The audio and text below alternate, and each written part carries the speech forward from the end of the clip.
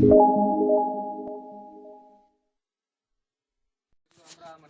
देर पहिरियां किरण जे मक़ाम ते हुयो पर हुनखे पाणी वाणी पीआरियोसीं वधीक अञा ॾिसूं था उहो कहिड़ो पहुचूं क्यों मिली है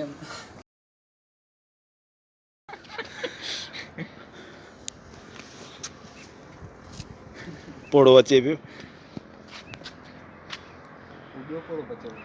केरु उहो साईं हा ॾाढी देरि परे खां अचे पियो ॾिसी सघो था एतिरी ख़ूबसूरत तरीक़े सां इहो जेको आहे सो फर्श ठाहियो वियो आहे फर्श ठाहियो वियो आहे जेकी इहो पोजो आहे न न न पोजो न न पोजो कोन्हे पोजो कोन्हे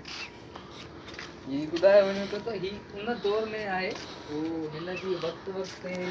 10 साल या 20 साल या 20-30 सालनि में हिन जी मरम्मत थी हूंदी पर ही सिरूं उन ई दौर जूं ऐं ओड़े ई तरीक़े जूं वरी माना ठाराए ऐं हिन जी डिज़ाइनिंग रिन्यू जेका कई वई आहे उहा ओड़े ई तरीक़े जी कई वई आहे कान कई वई आहे इहो हुन बिल्डिंग मां ख़बर पए थी जिते अलम लॻल हो ही पुराणो ई आहे ही सिरूं जिते पुराणियूं किरण न हूंदियूं। पुराणियूं आहिनि ही पुराणियूं आहिनि सिरूं पुराणियूं आहिनि मरमत थी आहे होॾे रंग अछा ॾेई छॾिया अथनि इहो हुन तरफ़ आहे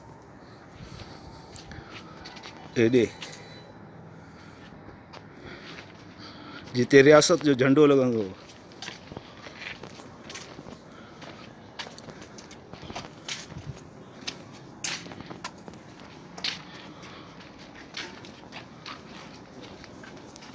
हिते साॻे अंदाज़ जो फर्श आहे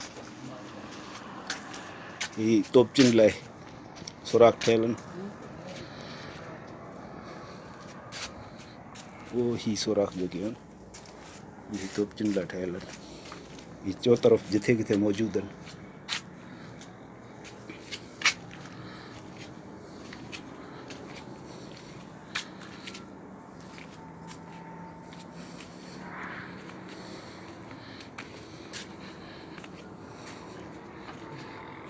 ॾाढ़ी वारो पहुची वियो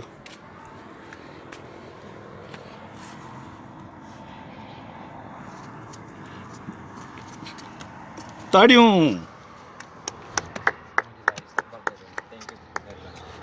वेठा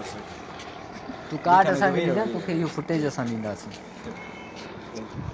कंध ते हेठि कर कजे